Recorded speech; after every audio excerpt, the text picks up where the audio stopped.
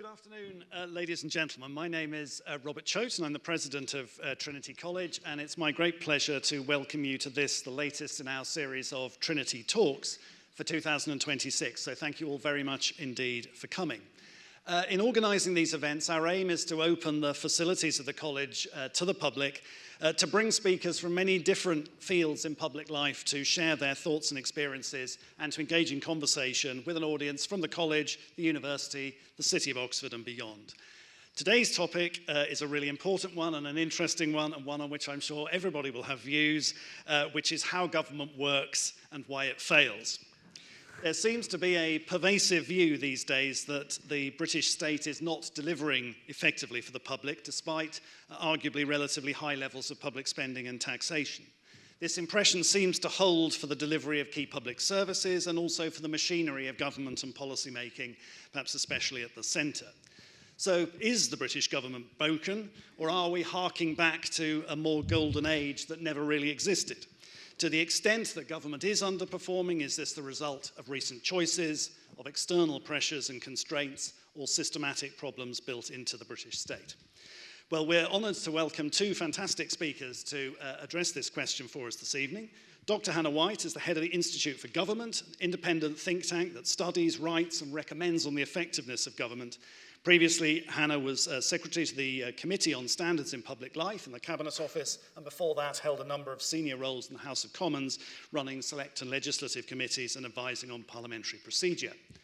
Simon Case is a member of the House of Lords and was Cabinet Secretary and head of the Home Civil Service from 2020 to 2024, having previously served as Principal Private Secretary to two Prime Ministers. He's also worked in a variety of other roles in public service, from the Northern Ireland Office, GCHQ, the Olympic Secretariat, as well as being Private Secretary to the Duke of Cambridge. Hannah and Simon both write and comment on the functioning of the British state a good deal, and I enjoy very much reading and hearing what they've been saying, and therefore we're very fortunate to have them with us today to hear what they have to say. And they're going to kick off with a conversation. I think Simon's probably going to kick that off for 30 minutes or so, and then we'll look forward to broadening it out and having a conversation with everybody in the room as well. So thank you very much indeed. Welcome, and delighted to see you. Thank you.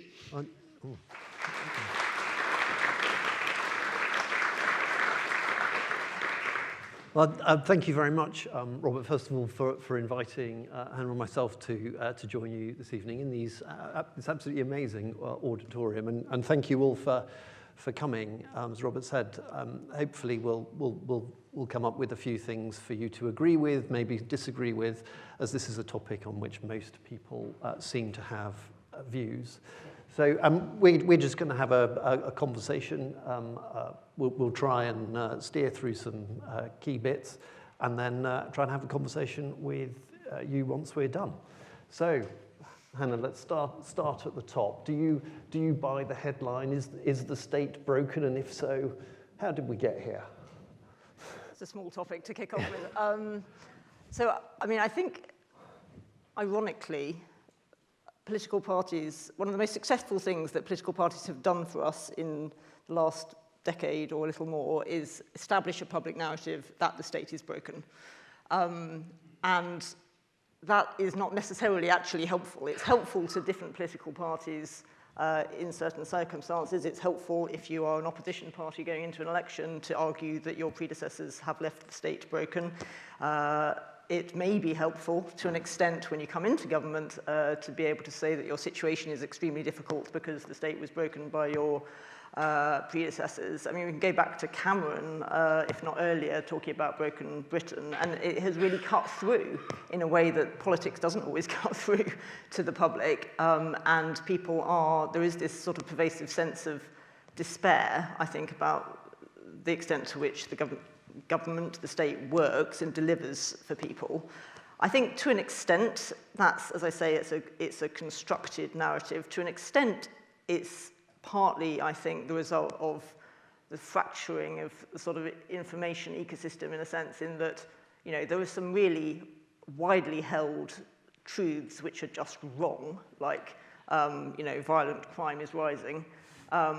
And so there's an extent to which, you know, some of this stuff isn't right.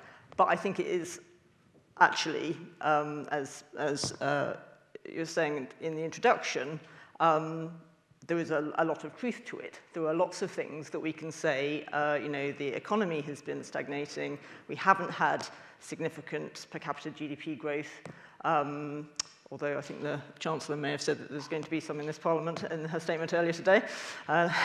We'll watch this space. Unemployment now rising, NHS waiting times only ticking down very slightly from a very high level. Local government struggling under the weight of its responsibilities for delivering on SEND and social care. The generals telling us we need more money to defend ourselves in increasingly frightening geopolitical circumstances, plus a political system which seems to be delivering a series of scandals, a series of circumstances which reinforce a narrative that politics is being done for politicians rather than for the public. And then at the same, so I think I'm saying it is fair to think, the state is not delivering. And what's made this even sort of harder, I think, for politics to deal with is the fact that we've just had a couple of big crises in the form of COVID, which Simon had a lot of experience of dealing with, and maybe we'll come to some of that. And the energy crisis that happened after the Ukraine war, where the state stepped in and the state said, we're going to cushion you from this. We're going to throw money at this and protect the economy and protect people's cost of living. And so there's a sort of also a legitimate question, I think, from people of, well, the state can do that. Why is the state not choosing to do that with the waiting lists and all the things which are affecting my daily life? So there's a real sense of frustration, I think, which comes out of comparing a massive state response to some really exceptional circumstances. And of course, we can't keep sort of ratcheting up public spending in that way, in the ways that we did. So I think it's a tricky situation. But I think you're a historian, so I think that the sort of the interesting question for you is maybe, but aren't the public always dissatisfied? Isn't there always a sense that people would like the government and the state to be delivering things for them that they're not seeing delivered? Has it always been thus? I'm sure there always has been a degree, or perhaps certainly in the Second World War onwards, growing sense of frustration and sort of sensible challenge of the state and the effectiveness of the state. For, completely sort of inexplicable reasons, I have become quite obsessed recently with Wilson's second term and then Callaghan. And I didn't actually exist for the first part of that and was only not necessarily particularly sentient for the second half of it. And there may be a few here who, when we get to questions, would like to, who may have better memories of this time than I do. But I would think that sort of IMF crisis onwards from sort of 76 would draw discontent. I mean, there have been moments when, there have been previous moments when I think the general public's view would the state is not exactly smashing it out of the park. So I don't think this is unique, but I do think there are a series of factors at play at the moment that you touched on. And perhaps one of the issues is maybe in the past we've had one or two strands of the state or institutions in crisis at once, but it feels at the moment like we actually have quite a lot going on in lots of different places. Not necessarily all state controlled, but institutions that we look at for in terms of sound governance and contribution to government and society that don't feel like they are firing on all cylinders at the moment. And I think there is a sense that those institutions and those individuals with power at the moment are not wielding that power in the interests of the majority. There's an unbelievably alarming poll today, which was put out by, I think it was YouGov this afternoon. I don't know whether you've seen it. Apologies if you haven't, it's worth looking up. Which was about people's confidence in institutions. And actually the poll was titled, do we just need to let our institutions of government and society, should we just let them burn to the ground now? And actually across all age groups, 40% of people agreed with the proposition, either somewhat or strongly, that we should just let our institutions crumble now, both in government and society, and start all over again. And actually, amongst people under 24, it was 50%, which I think tells you an awful lot. Perhaps one of your jobs when you're young is to be particularly skeptical about authority, but that was pretty striking, I think, as just one poll today about the levels of skepticism that I think about the state and our institutions. But it is incredibly, as we were having a conversation with Robert over a cup of tea earlier, and there was a great danger that we would send you away incredibly depressed at the end of this conversation. So we are going to try and talk about some of the things that are going well. And I'm actually going to let Hannah go first by pulling out some examples of reasons for hope in the midst of public gloom. So Hannah, you have a go first, and I'll see if I can come up with any others. Thank you. So, I mean, and I think that is often the thing I do want to, I feel like saying when we hear this endless narrative, the state is broken. Actually, there are plenty of things that the British state does which do work, which it's easy to take for granted. I think, and I want to come back to the institutions point in a minute, but there is academic research which suggests that strong institutions in the UK state have been responsible for, in the past, maybe not right now, and we can come on to questions about why they don't appear to be working so well now, but have been really responsible for economic growth and stability and the success of the British state, and the fact of having financial institutions and so on from a relatively early stage has been really beneficial. I think, although people bemoan the state of public services, and it is definitely true that we have consistently underinvested in capital in our public services. We've raided capital budgets in order to run the services day to day, which means that buildings and staffing and so on have been underinvested in. But we do have an NHS which is free at the point of delivery. We do have a state education system. All these things that people would like to be better. And I think we sometimes do have to, this may be stretching it a little far, but we do have to sometimes question whether the expectations that people would like to have of the state have ever been reasonable. Like actually, there's rose-tinted glasses, there's things that politicians tell us we can have, our cake and eat it, a certain level of improvement that they are always going to make to our public services without quite telling us that that would actually involve more borrowing or more taxes, and so on. So I think there is, the public has been somewhat unfairly primed to, in some cases, expect more than was ever going to be possible, particularly as the scope of what the state undertakes to deliver for us has grown and grown and grown. A thing that relates back to my time as Secretary of the Commission on Standards in Public Life and a big survey that we used to do of people's attitudes to standards in public life at the time.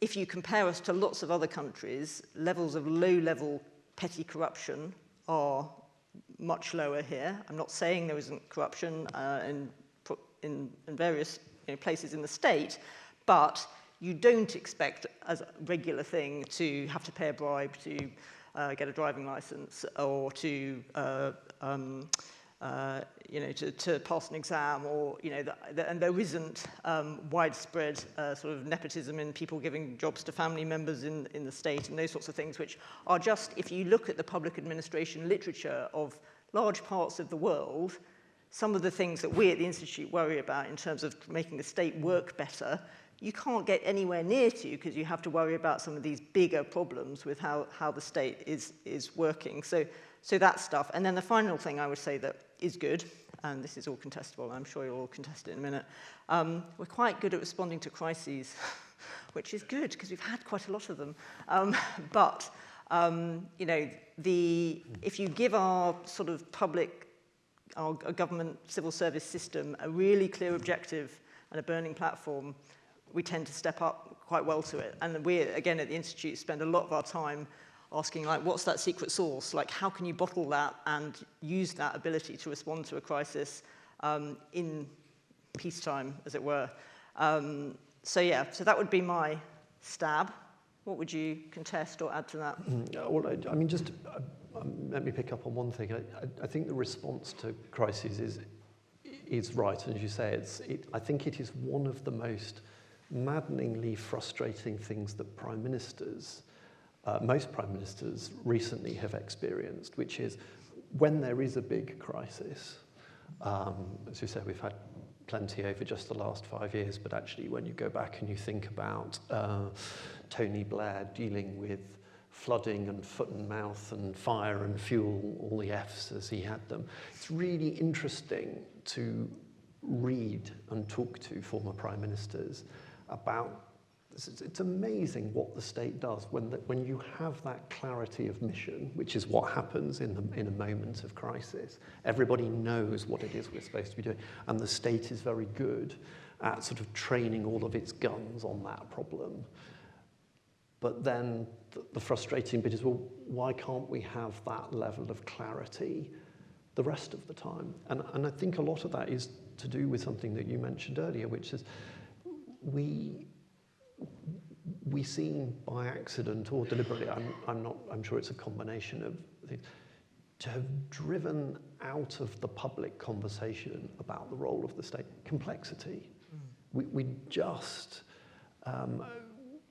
perhaps it's down to us as an electorate actually, that we're not being demanding enough, that actually we have become too easy to settle and satisfy with single answers that, for example, can be written on the side of a bus. For example. I mean, and actually one of the examples I give quite a lot of this is actually, in general, when the public's asked what we want to do about crime, the general answer is let's get tougher on crime. We want more criminals caught. We want tougher sentences, which is in one sense sort of perfectly normal, straightforward answer, but never does that actually get you into the complexity of tackling crime, of dealing with criminals, and how do we stop them repeat offending, and certainly never involves how much money we want to spend on building prisons, which of course is one of the crises, the many crises, as they would put it, this government inherited from the last, was a chronic and dangerous shortage of prison places. Because of course the public's never demanding, spend more money on prisons, build more prisons, even though we seem to be demanding tougher responses to crime. But anyway, so that's getting into the gloomy stuff. Reasons to be positive. Well, I mean, I think there are, as you put it, there are some very important bits of the state which didn't used to work very well, but are at the moment. I don't know how many people here have applied for a passport recently. Anyone done that? Well, actually, I've just applied for one. In fact, I just had my new passport delivered to my door this morning. It came in 10 days.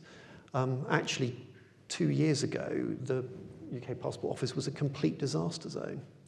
But we put the right leadership in place, and that service was turned around through putting the right leadership in place and putting the right investment into digitising the services and all those sorts of things. And I think it is now seen as a pretty good service. I hope most people here who've applied for their passports would agree it's a good service.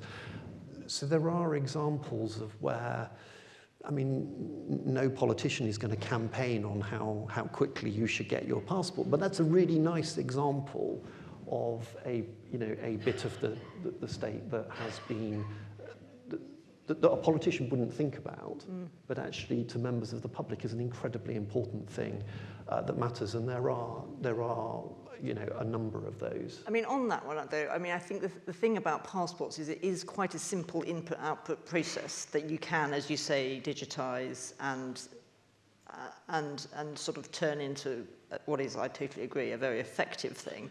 The thing that we don't seem to be able to do is the complexity, is the challenges which cut across departmental boundaries, which bring in different interests that aren't those sorts of simple service delivery things. Well, I mean, we talk about this one. You and I would agree on this one all day. I think the one of the things that a number of governments have, I think, recently failed to do is be able to set priorities. Again, governments are incredibly good at promising more and more things, and so your promises to the electorate ends up like a teetering Jenga pile of promises that you've made. And of course what that does is it means you're not having an honest conversation with the public about the things that you're going to stop doing or you're going to deprioritise in order that you can fix the NHS. You can fix the NHS. You can do the things that are necessary. But you would probably need to stop doing some other things that the state is doing to allow you the sort of the leadership, the management capacity, and the money that would be taken to do that. I mean, it sounds like an extraordinary thing to say that the NHS needs more money when it's already consuming £200 billion a year. But it is a pretty large and remarkable system. But of course, perhaps even more than money, one of the things that is required to have that clarity of focus and mission is being willing to deprioritise other things. And that the cakeism that you described, I think, is not only a conversation that happens between politicians and the public of promising everything, it translates into how modern government works now, which is a government which says yes to everything internally and won't say, no, we're going to stop doing that so that we can do these things. And that, I mean, that's a real disease that we have to try and stamp out. Yeah, and I think, sorry, risk of violently agreeing with you here, I think it's not just about government. So we have, as you say, and I think we should come on and talk about the role of the civil service, not least because you used to run it. But as you say, there's a loss of culpability, I think, for politicians in failing to prioritise, in promising a lot and trying to deliver everything. And there's been quite a strong kind of media narrative that's developed around the fact that this government has found it really hard to stick to the things it said are priorities because it's put forward policies and then it's ended up U-turning. And people sort of say, you've got this big majority in Parliament, why can't you, why aren't you delivering on the things that you said you would come in and deliver? But I think that one of the things we need to also recognise is that Parliament is completely different now. I don't think a big majority in Parliament is what people think a big majority in Parliament used to be. It used to be a set of loyal people who would back you pretty much unless they, in a very exceptional circumstances, were going to rebel. Now, and there are lots of different reasons you could talk about why this has happened, but I think the role of MPs has changed. Expectations of MPs have changed. They tend to be more locally focused. They tend to be more constituency focused. I think a lot of MPs that were elected in 2024 don't necessarily think they're going to hold their seats on the Labour backbenches next time round. So their incentives to be loyal are much weaker. And we've got this, we've had a series of examples of backbench groupings. And you might think this started with Brexit and the European Research Group, which was a very effective group of backbenchers who were pro-Brexit, who pushed and pushed and pushed the government. Since then, we've had that example being copied a lot on the backbenchers realising their power and being able to say to government, we want you to think again.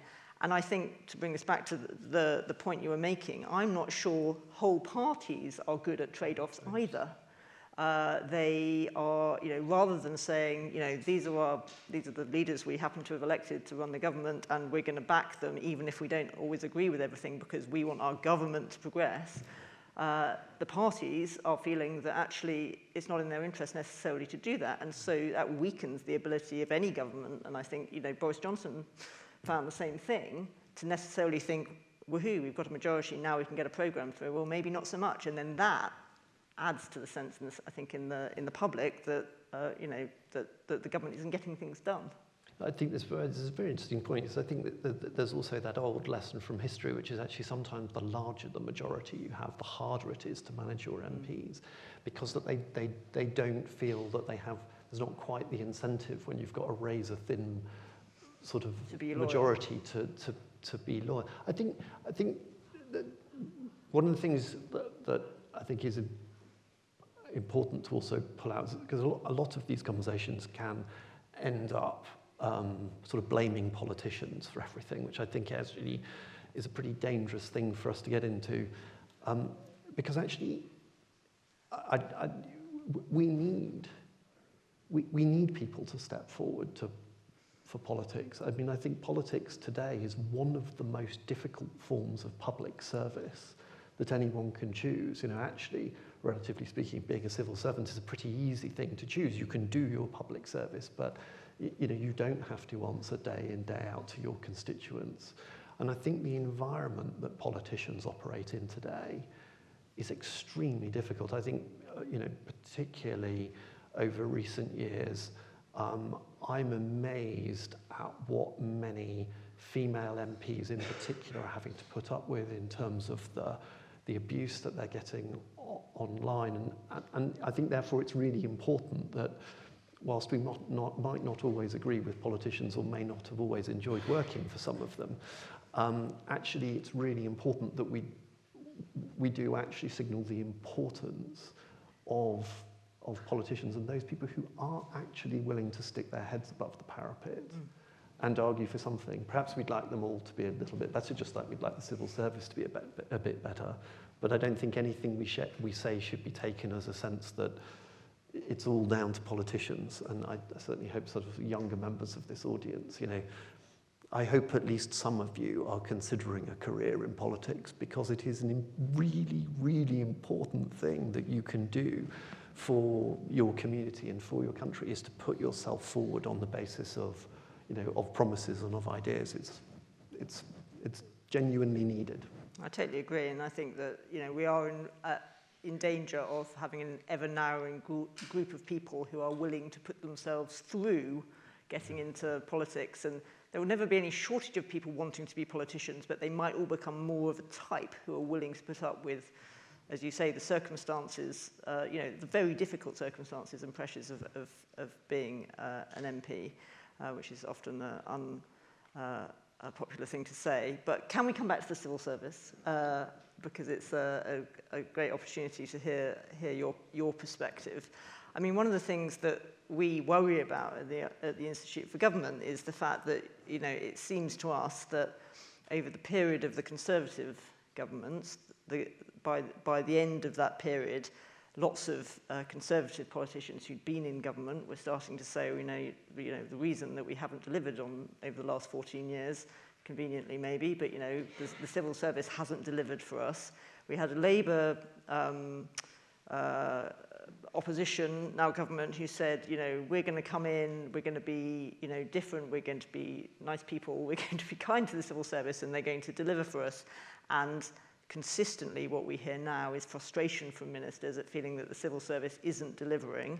And meanwhile, we have other parties, notably Reform UK, who, as you that same poll, I think, that you were talking about earlier, talked about, this, I think they're on 23% now, they may well play some part in a future government, feeling, starting from a point that the civil service is never going to deliver for them because they feel that they are part of the blob and, are going to oppose their policies and so on.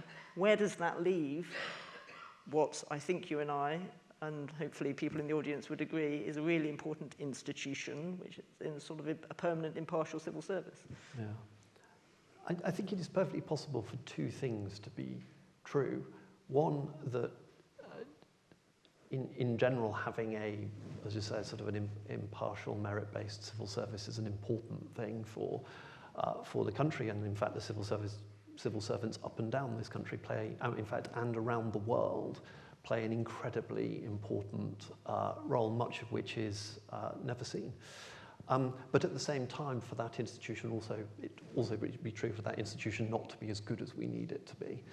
And I think this is one of the things that is getting lost in this now increasing sort of public blame game about whose fault is it that the state's not working, is that the civil service is either even amazing. I have watched Conservatives who only, whatever it was, 18 months ago and before, were lambasting the civil service to the right-wing press, stand up in Parliament at the moment and defend the civil service because they think it's being sort of undervalued by the current government, and sort of vice versa. I think, Keir Starmer used to be a great defender of the civil service when he was leader of the opposition, and yet he's just fired a cabinet secretary after 5 minutes. It's pretty extraordinary. I think, the civil service, is important. You wouldn't get your passports without the civil service. Doing incredibly important work in job centres up and down the country. Civil servants right now are working extremely, in fact, they're working 24/7. Some of them to manage the UK's part and response to the US and Israeli strikes in Iran. Those things, and full of people who are incredibly and sort of passionately motivated to do the best that they can for the country. But at the same time, we need to make sure that those people, they come from the right backgrounds in terms of skills, that actually we invest in giving them the tools that they need to do their job. So the civil service needs to be at the forefront of embracing AI. It's going to be, I think, if we get it right, one of the great tools for reducing the costs of public services whilst growing personalisation. And so there's things like that that the civil service needs to do. But this is another one of those things. I don't think this is particularly new. So I've got here a thing I wanted to share with you. So one of my predecessors, Edward Bridges, gave a series of speeches, actually, when he stepped down in 1950, about a portrait of a profession, it was called. He was trying to do his bit to expose what the civil service is. And this is what he said at the conclusion of his final lecture. The civil servant is traditionally an object of fun.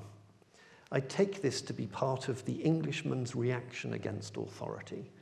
Being a law-abiding person, an Englishman will probably do in the long run what he is told to do, but equally he resents being told instead of being left to find out for himself. And part of his reaction is to take it out on those who give him orders by treating them as figures of fun. Speaking as one whose first instinct is always to say no when I'm told to do something, this attitude seems to me to be inherently right and inescapable, and I confidently expect that we shall continue to be grouped with mothers-in-law and Wigan Pier as one of the recognised objects of ridicule. And I sort of love this. Often when the civil service was getting into a sort of woe is me territory, I often used to bring this out and just remind people that actually the civil service has always been a sensible, there's a bit of stick that you should always expect to take. Perhaps we should wrap up and sort of take questions, but there's one thing I did want to talk about, which I mean, you and I have talked about a lot, and the Institute have talked a lot about and written about, which is how we make the centre of government, the sort of the Downing Street Cabinet Office, sort of Treasury, the thing that really is supposed to be the strategic heart of government, how we make that more effective. So maybe we finish with you, sort of, is there any hope of making the centre of government more effective? So, I mean, we did a big piece of work on this before the last election, and we have our thoughts, but I do hesitate sitting next to someone who's tried to operate the centre to put forward prescriptions, so I'm really interested to hear your reflections as well, Simon. I mean, I think is there any hope? The difficulty, so when we set about looking at the centre, and we said, well, how are we going to go about this? Let's talk to people who've worked at the centre over time in the Treasury, in the Cabinet Office, in Number 10. Everybody tells you that when they worked at the centre, it worked well for certain reasons that they can identify, and they can all tell you all the reasons why it hasn't worked at any other time than when they worked at the centre, which is useful. We also looked at international examples. We looked at comparative private sector, other sort of sectors, and so on, to try to work out, how to make the centre work. But one of the things that seems to be universally true is that people coming into government will not believe anything they're told by their predecessors about what might not work about the centre. So, I mean, we experienced this in 2024, having distilled all this wisdom from all these people. And yes, we came up with a prescription which is contestable about making the centre better at prioritising, something we've talked about already, trying to make sure that the money side of government doesn't drive the prioritisation side of government, that it's not the Treasury telling Number 10 what to do, but the priorities should be set by the Prime Minister and the Cabinet, and that the decisions about spending and so on should follow from the priorities of Number 10 about enhancing various capacities at the centre. And we talked about saying that the job you used to do, Simon, is no longer doable by a single person. We think, actually... I tried to argue that before I took the job. Shame you didn't land the argument for us. But, trying to be the Prime Minister's chief advisor on the civil service side, and to be head of civil service, which is 500,000 people, is just not a possible job. And so, particularly in the sorts of circumstances that you experienced with a major crisis of COVID, of course you focus on the running of government side, the advice to the Prime Minister side. And so all those things that we've been talking about, how you need to improve the civil service and reform the civil service, becomes your 6th, 7th, 8th, 9th priority. And what we need is to split the job. We need to say, you can have someone who is focused on advising the Prime Minister, who is the person in charge of a department of Prime Minister and Cabinet, we argue, and then you should have a separate department of the civil service with someone who is the head of the civil service, to whom all permanent secretaries, heads of civil service departments report, so they actually have an incentive to listen to that person, and that person should be responsible for making government work better. That is what we argued. Labour seemed mildly interested before they went in. Of course, when they got in, they said, yes, but actually we want to get on with delivering our priorities for the country, which is totally understandable. They had a manifesto, they'd been elected on the manifesto, they'd been in opposition for 14 years. They said, that stuff feels optional. We actually think that we're going to run the centre better because we're just better. So we're going to do that. We're not going to prioritise any of this stuff. We're worried about the disruption of changing things around at the centre, so we're just going to get on with it. Thank you very much. 18 months later, they're telling us all the same things that we heard in our review and that we told them. And I think this has happened again and again. So, our prescription might not be right, but leaving it as it is, but interested in your perspective, I don't think can be right. Well, there's a danger of this turning into a therapy session for me.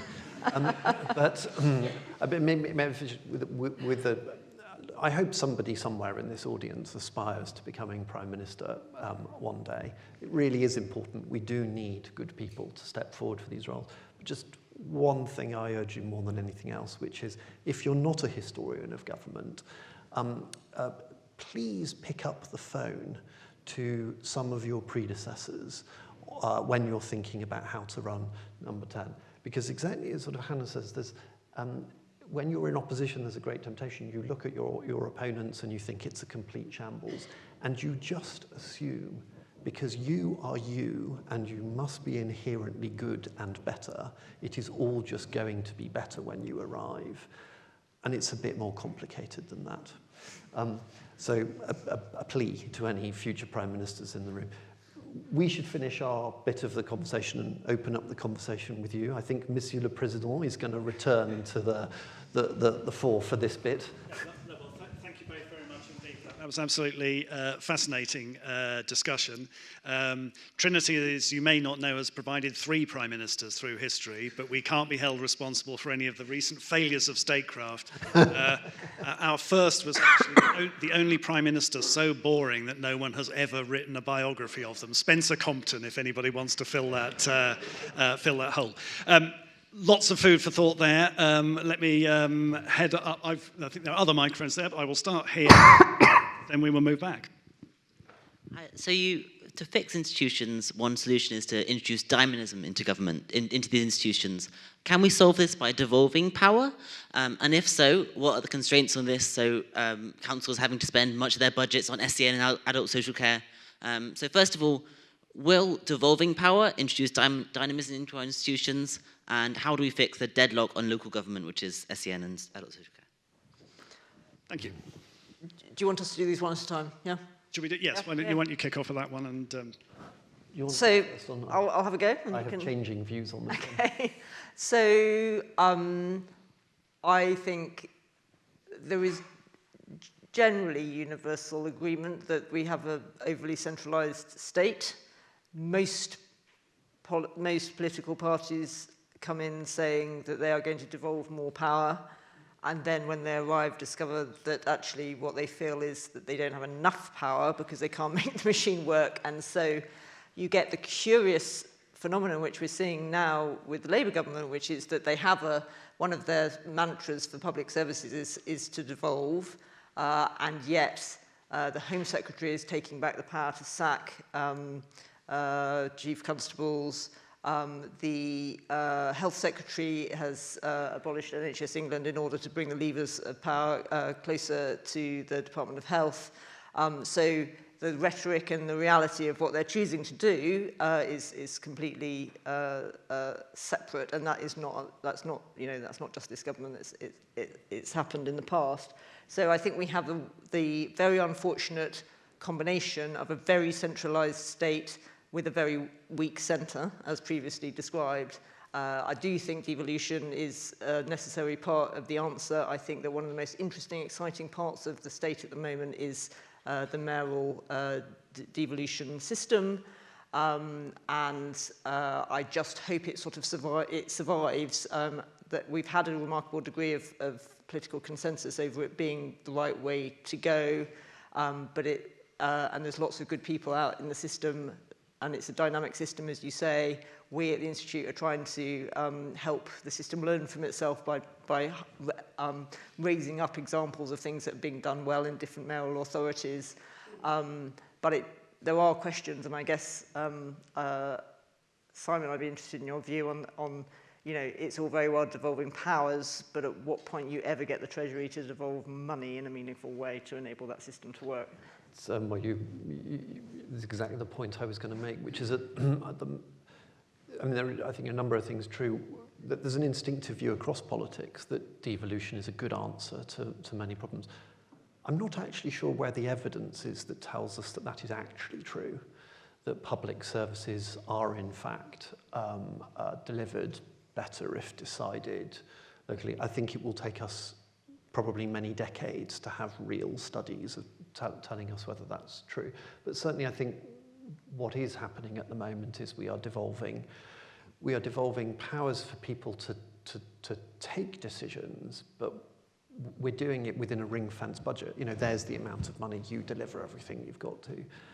And I think that probably isn't really true devolution, because unless you make those same local politicians have to account locally for the taxes that they're raising to spend on those public services, and therefore a population can choose to, I'll elect somebody who, you know, happy to pay more, take more in tax so that I can have better public service. At the moment we have this, I think we have the most unsatisfactory constitutional framework at the moment, nearly all of it designed by accident and through crisis and because of political promise, and nobody stopped to think about whether power is really functioning in the way that we want it to locally. I mean, I do a lot of work up in Cumbria these days, sort of very locally focused.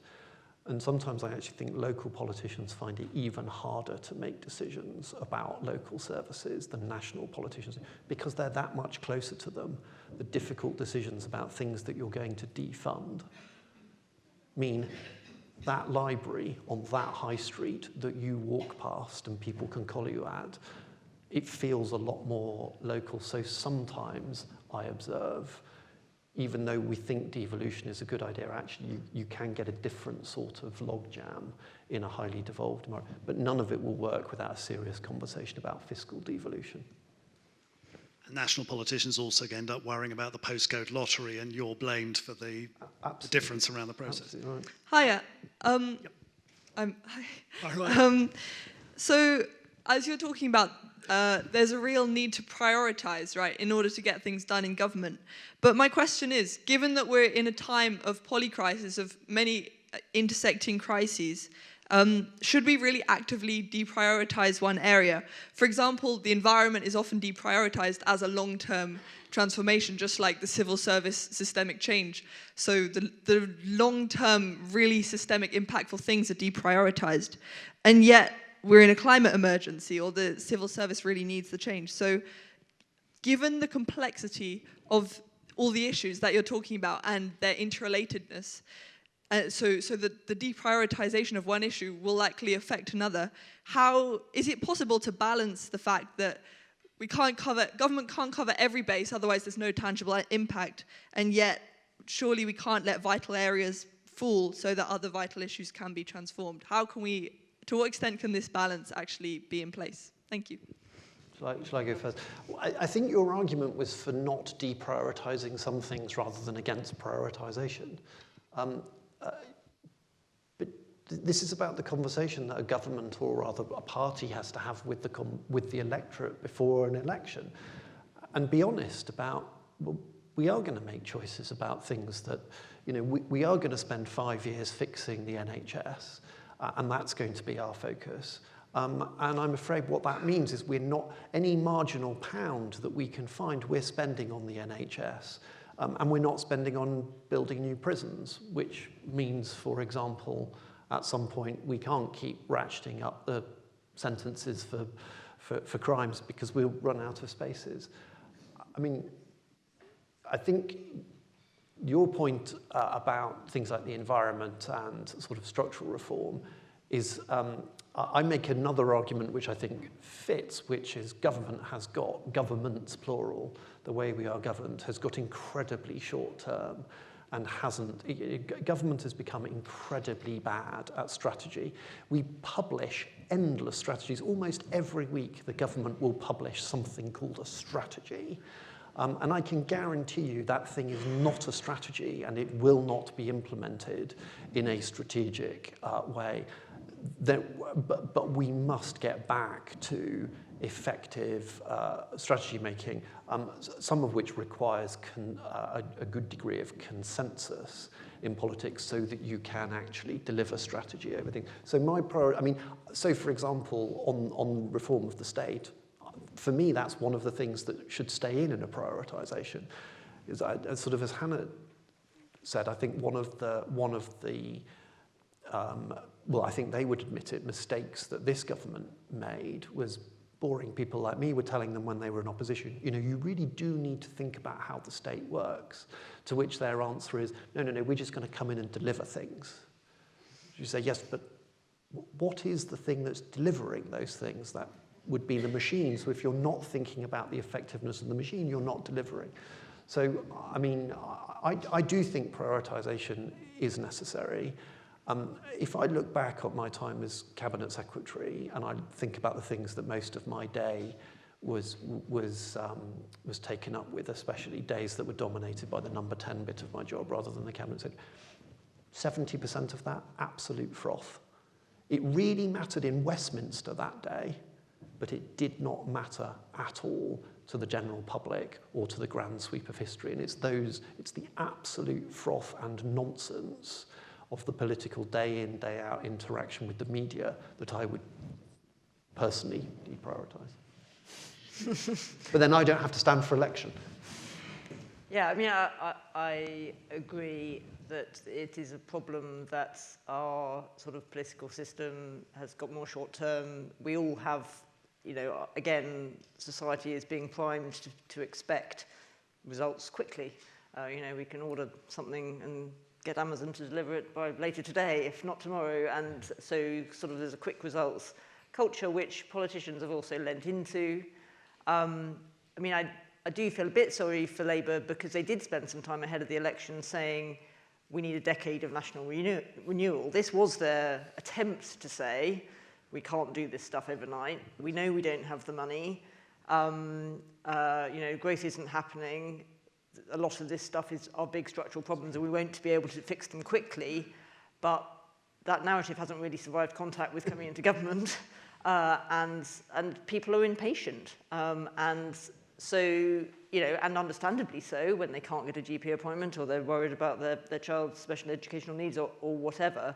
But there is you know, we have higher expectations in a situation where it is you know, there are multiple delivery problems. And so even trying to create a narrative of, well, this is going to take a decade. And, you know, obviously, if we were in China and we were having 5-year plans and we didn't have to worry about elections, as you say, you could be very strategic.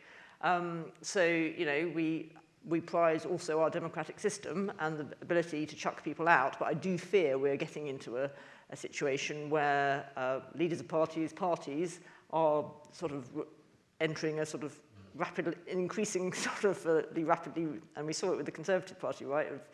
If things aren't immediately working, we'll chuck out, you know, our leader and have a new one.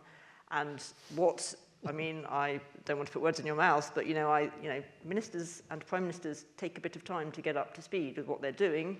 They do.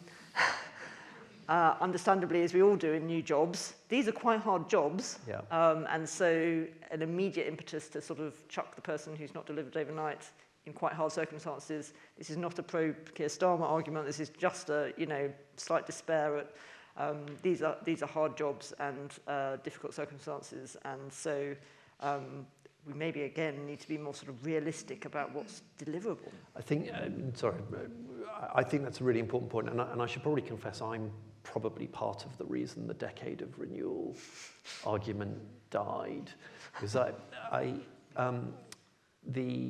remember on day one of this new government, Wes Streeting addressed the NHS and said the NHS is broken.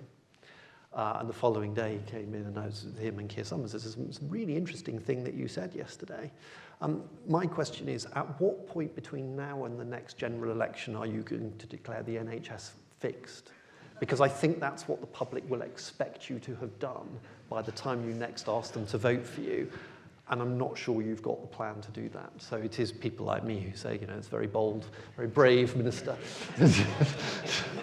Very good. Thank you very much. Next question there. Thank you. You've referred once or twice to the 500,000 people in the civil service. And for me, the nub of it, for the purposes of this conversation, is how do you make those 500,000 people a more effective body of people? This is a real down to the, you know, the nuts and bolts of it. What are the things, if you're the chief executive of those 500,000 people, how do you manage them better so that you get better answers? Forget the politics, forget the electorate. I know they're both important and I know they're both probably substandard, but set that to one side. how do you get those 500,000 people to work better? I mean, you tried to do Shall I tell you what I think the answer is? And then Hannah can tell me where it's wrong. So there are some really important structural changes that need to happen inside the civil service. Most people, I mean, we use it, we call it the civil service. In fact, the civil service is at least 250 different organisations, each with their own leadership and quite a lot of those with very different terms and conditions and pay and rations. That doesn't work. The civil service used to be a single employer. In my view, it needs to go back to that because that's one of the only ways you can actually get your hands on the levers of power of managing the organisation. The second thing is the civil service desperately needs a world-class national school for government, so that with a curriculum that sort of is effective, that is focused on giving civil servants the basic skills that they need, which these days aren't really much to do with writing clever submissions to the minister. It's much more about how we're giving them and equipping them with public-facing skills, obviously digital tools and that sort of thing. One of the things that we need to do, the next thing we need to do is change a lot of the terms and conditions so that we can actually support civil servants and in sort of pay and promotion terms as their experience grows. One of the things that absolutely bedevils the civil service, especially since 2010, is if anybody wants to get a pay rise or a promotion, they move from the job that they're in to elsewhere, because in 2010 we abolished pay progression within your role. Absolute nuts.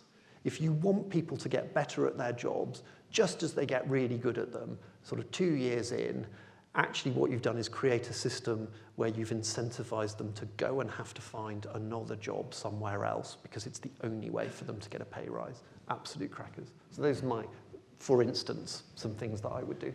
Yeah, I mean, and I think the other thing, I mean, you're right to focus on the 500,000 because actually we at the Institute spend a lot of time focusing on Whitehall and focusing on the policy profession within Whitehall, which is actually only 35,000 people, a lot more than it used to be about 10 years ago. And churn absolutely is a massive problem in that body. But most civil servants are not in Whitehall, and they are delivering on the front line, and they are in job centres, and they are in prisons, and they are sort of doing more administrative roles. And so it's important to recognise that. I think there's just lots of really boring, quite small stuff that has to happen, and the difficulty with that, and I saw it with, most recently incoming Labour ministers, but the predecessors were just the same. If you go and have a meeting with a minister and they say, how can I fix the civil service? And you say, well, minister, what you need is a really good workforce plan.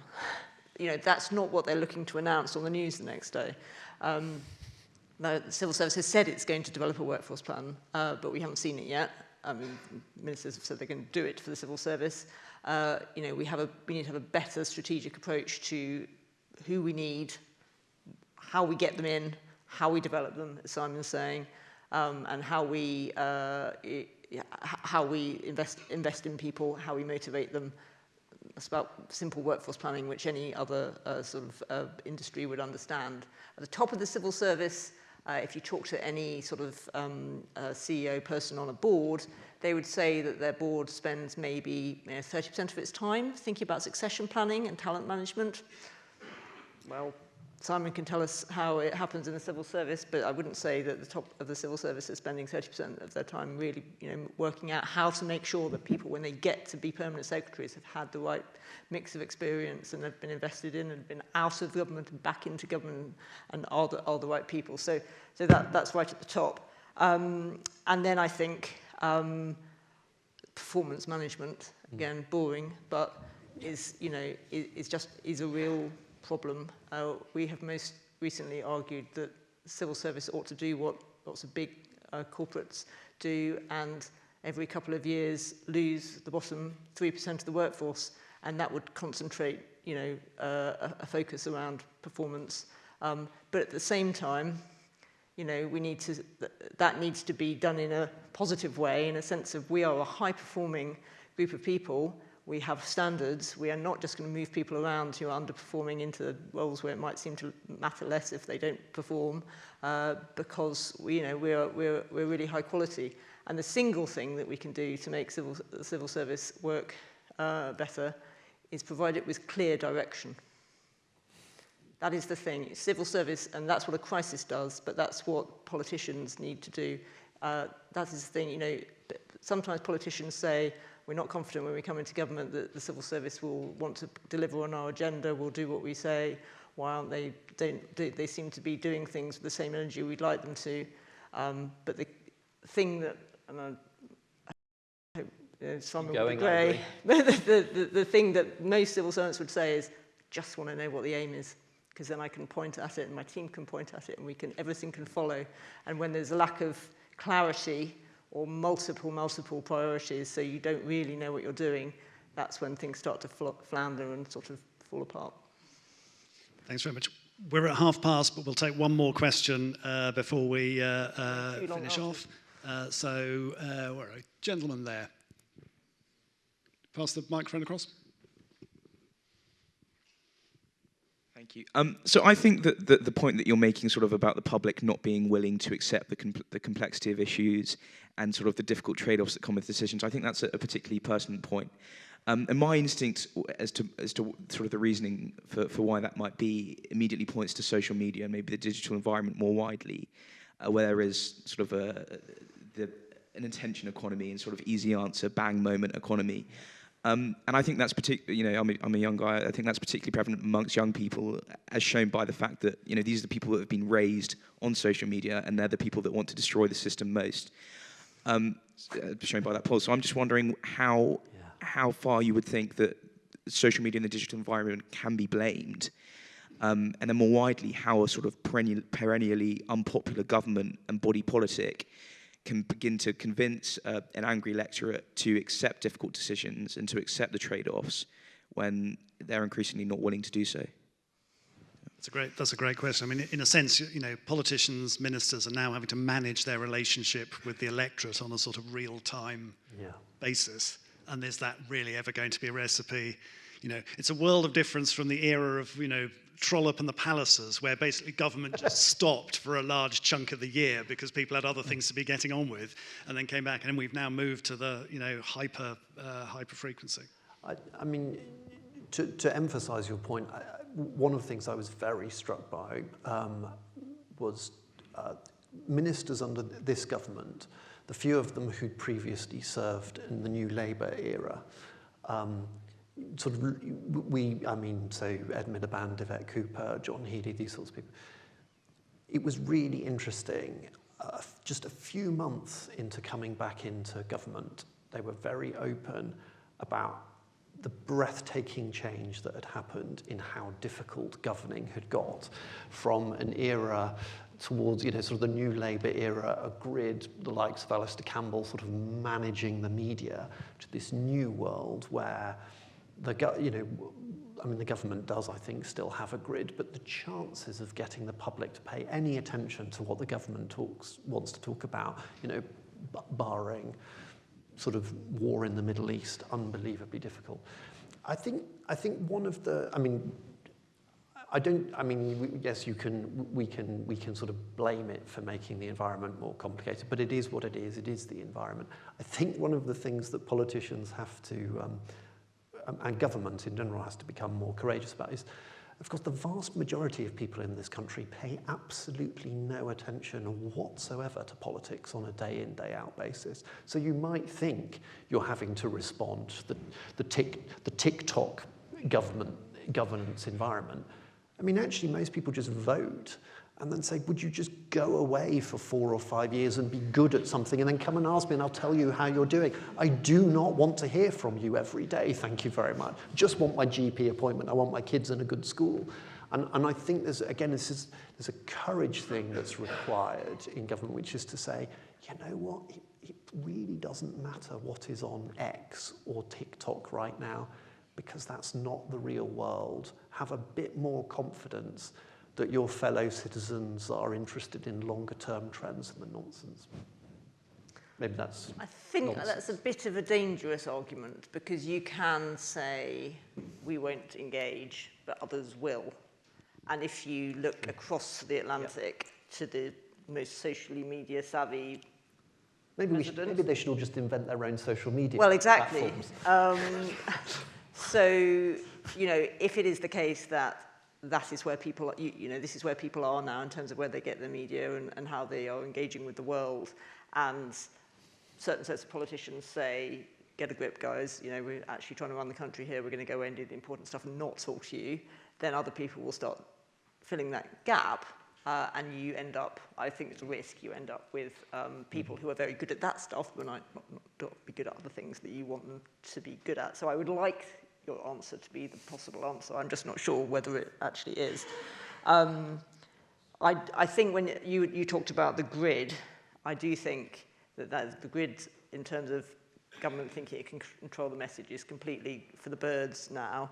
And I think we ought to, and probably the current and former directors of communications in Number 10 who are turning their graves at Endless recently. endless ones, but I think government ought to embrace the fact that there are multiple channels and multiple communities who want to engage with very specific bits of what government does, and it would be more rewarding for ministers and for MPs and so on if you are the junior minister for paperclips and you've got your people who really care about paperclips, and you have your channel that you talk to them about the latest developments about paperclips on, and they feel connected with.